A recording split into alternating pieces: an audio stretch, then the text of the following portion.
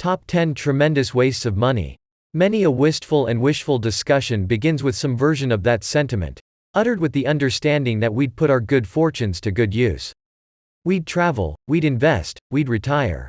We wouldn't, say, have a jewel embedded in our skull or fund hamster fights. To preview 2 of the following fiscal fiascos.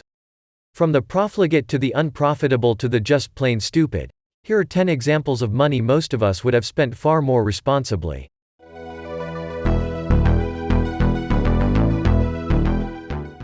Dunce of Diamonds. Any sentence that references rappers and jewelry is likely to detail a questionable at best expenditure, but this one takes the carat. Rapper Lil Uzi recently had a $24 million diamond implanted in his forehead. His reason? He was worried that he'd misplace the jewel where it set in something more conventional, like a ring. So basically a guy who couldn't trust himself to hang on to a $24 million ring trusted himself enough to have a $24 million diamond sewn into his head. According to Simon Babaev of New York-based jeweler Eliant & Co.'s, Lil Uzi's big diamond is secure because jewelers created a specific mounting that clips and locks in place. Instead of using stainless steel or surgical-grade steel, Babaev said the team did everything with precious metals. There's a whole mechanism involved, it's not a standard piercing.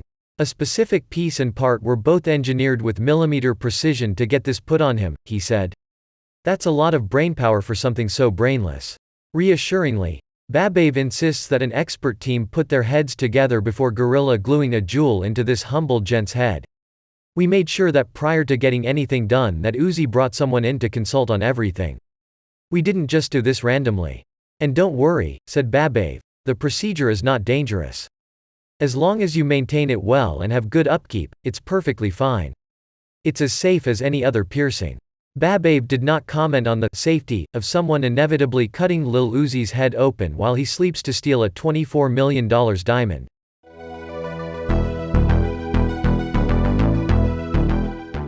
Brazil's ghost stadium. The world has no shortage of poorly conceived stadiums. In England, libraries could be filled with the amount of copy dedicated to trashing London Stadium, home to the West Ham Football Club. Florida's Tropicana Field is home to the Tampa Bay Rays, who play baseball in a domed stadium whose roof isn't high enough for popflies and is painted the color of, you guessed it, a baseball. However, the most monetarily moronic venue in the world might be Brazil's Arena da Amazônia. Conveniently located in the middle of the Amazon, the venue was constructed in advance in the 2014 World Cup at a cost of about $300 million. Testament to the country's exemplary safety standards, 3 workers died during construction, which took an onerous 4 years. Arena da Amazônia was used for 4 matches during the World Cup, then a few more soccer matches for the 2016 Summer Olympics. Since then, the 40,000-seat stadium typically draws fewer than 1,000 spectators for local matches. Its operating costs outpace its revenue more than threefold. Arena da Amazônia certainly isn't alone in its status as a money-wasting sports venue built to host a lone international event. Other such prestige infrastructure that now sit largely unused include Montreal's funds-depleting Olympic Stadium and Beijing's gaudy Bird's Nest, the primary venue for the 2008 Summer Olympics.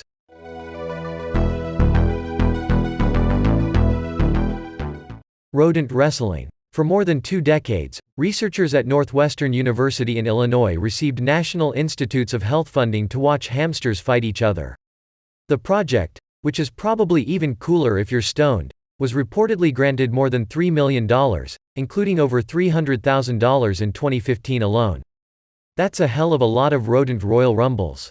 Some of these highly educational, and even more highly hilarious, experiments have involved a sort of home turf, roid rage test. Hamsters were injected with steroids, then had another hamster placed in his cage to see if the drugged rodents were more aggressive when protecting their territory. In other contests, a teetotaling hamster was pitted against a combatant shot up with cocaine. Other tests investigated whether becoming a trained fighter through 2 weeks of face-offs made the critters more aggressive. The study led to one of the greatest thesis headlines in academic history. Prior fighting experience increases aggression in Syrian hamsters. Implications for a role of dopamine in the winner effect. The experiment ceased after animal activists with no sense of humor pressured the university to eliminate the program. Unfortunately for the coked-up hamsters, no funding was available for rodent rehab.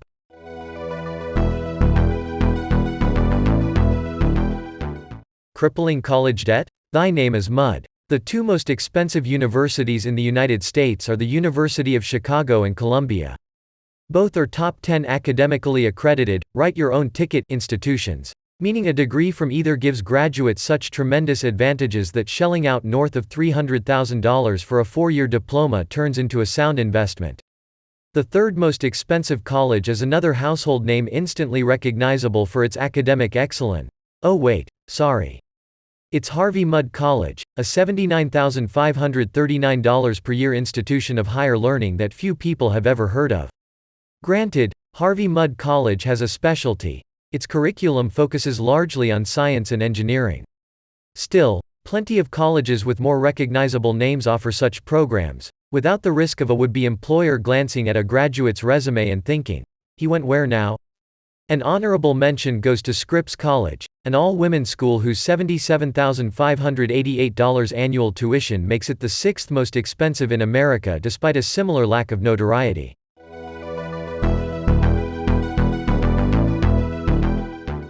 A legendary box office disaster. In 2017, Warner Bros. Studios released Arthur, Legend of the Sword, an epic fantasy action-adventure film directed and co-written by Guy Ritchie. A tribute to the famous king and his Knights of the Round Table, Legend of the Sword was intended as the first of a 6-movie series. The goal was Fast and Furious on horseback, a medieval answer to lucrative, long-running cinema franchises. To launch the endeavor, Warner Bros. Gave Ritchie and his filmmaking team a long leash. A whopping $175 million production budget. Critics weren't sold. Legends of the Sword sports a dismal 30% approval rating on review aggregator Rotten Tomatoes, whose critical consensus reads, King Arthur, Legend of the Sword piles mounds of modern action flash on an age-old tale, and wipes out much of what made it a classic story in the first place. The movie-going public concurred. On its debut weekend in the US, Legends of the Sword finished third among all films, taking in just $15 million across 3,200 screens. That's a lot of empty thrones in the theaters. The studio ultimately recouped just $25 million from its investment, making Legends of the Sword the most money-losing film of all time. Rounding out the top 3 historic movie money losers are 2003's Sinbad, Legend of the Seven Seas, which lost $125 million, and 2012's John Carter, which lost $122 million.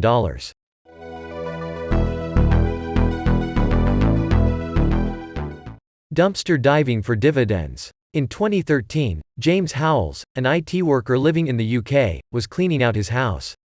He had 2 identical hard drives, and figured he could stand to part with one.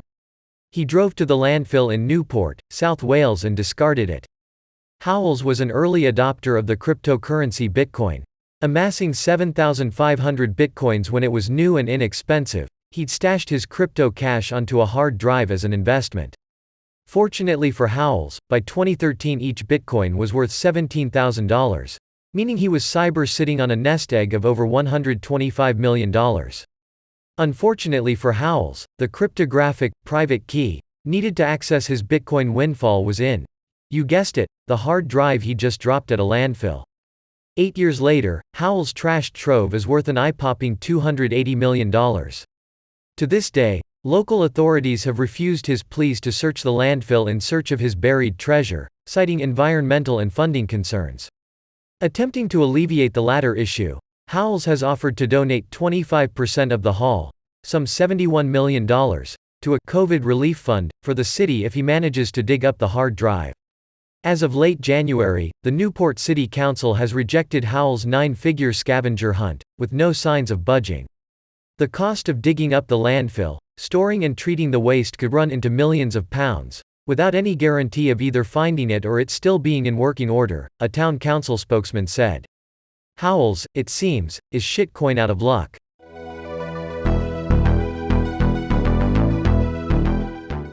So dumb they made it a day. The most celebrated day in American sports is April 15.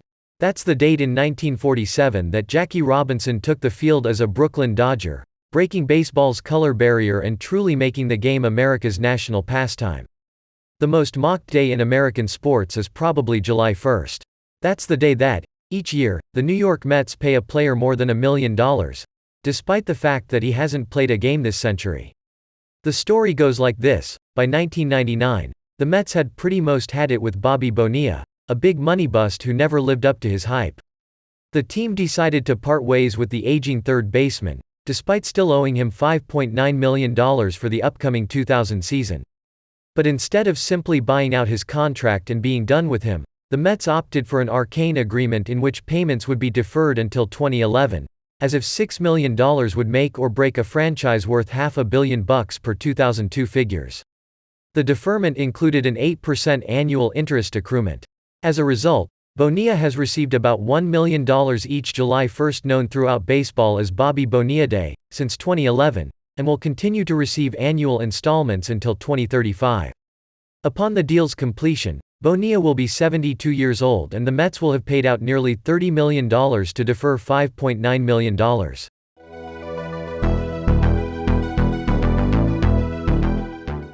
Bloomberg or bust. It was late 2019 and, in the U.S., things weren't going well for the Democratic Party establishment.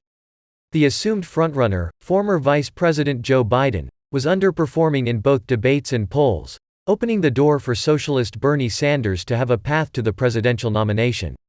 So onto the political scene strode a towering 5 feet 6 inches billionaire, media magnate Michael Bloomberg. So centrist that he was a Republican during his 3 terms as mayor of New York City, Bloomberg devised an unconventional primary strategy: not to compete in the 4 states with February primaries, but rather focus on Super Tuesday, a date in early March when more than a dozen states vote. What followed was the most saturating media blitz in the history of politics, American or otherwise. Bloomberg spent $188 million in the fourth quarter of 2019, including $132 million on television ads and $8.2 million on digital platforms. By February, the price tag had exceeded $500 million, easily the most expensive primary campaign ever. Unfortunately for Mayor Mike, no one was buying it. Bloomberg finished no higher than 3rd place in any of the 14 Super Tuesday contests, and suspended his campaign shortly thereafter. In the apportioned system of Democratic primary voting, that gave Bloomberg a pathetic 58 of the 1,991 delegates needed to secure the nomination. That translates to $17,241,379 per delegate.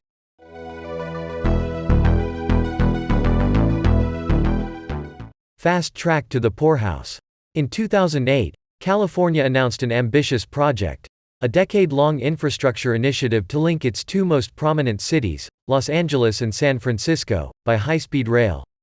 The effort was intended to provide an eco-friendly alternative to flying between the southern and northern hubs of the expansive state, and to help close the bullet train gap between the U.S. and other developed nations. The 2008 price tag was eye-popping, $33 billion, with service commencing in 2020. Cost-benefit questions abounded, including the wisdom of a high-speed rail station in Los Angeles, the most spread out and therefore car-centric city in the country. Of course, 2020 has now come and, thankfully, gone, with no high-speed rail service in sight. California being California, a red tape-draped state where committees, permits and legal entanglements cause notorious delays, the project's estimated cost now exceeds $100 billion, with an uncertain completion date. That works out to about $192 million per mile for the 520-mile rail service. This for a project with no easily converted customers. Californians have little history with rail ridership, precisely because of the state's enormity, in a state that is currently $575 billion in debt.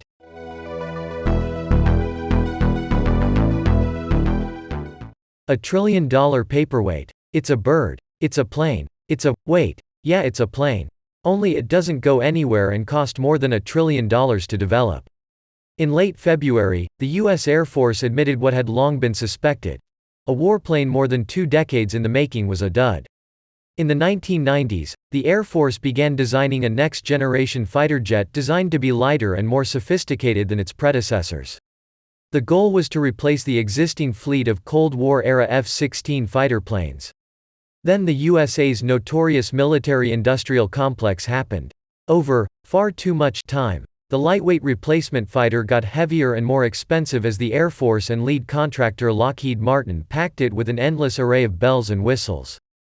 20 years later, the slow, clunky 25-ton, stealth aircraft has become the very problem it was intended to solve. They tried to make the F-35 do too much, understated Dan Grazier, an analyst with the Project on Government Oversight in Washington, D.C.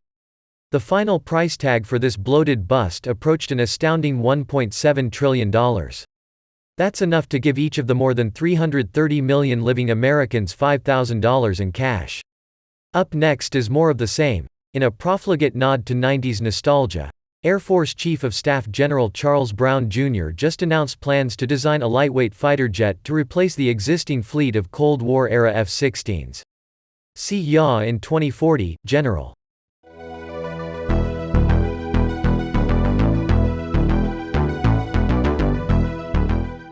That's it. Subscribe to the channel, like it. There are many more interesting stories ahead.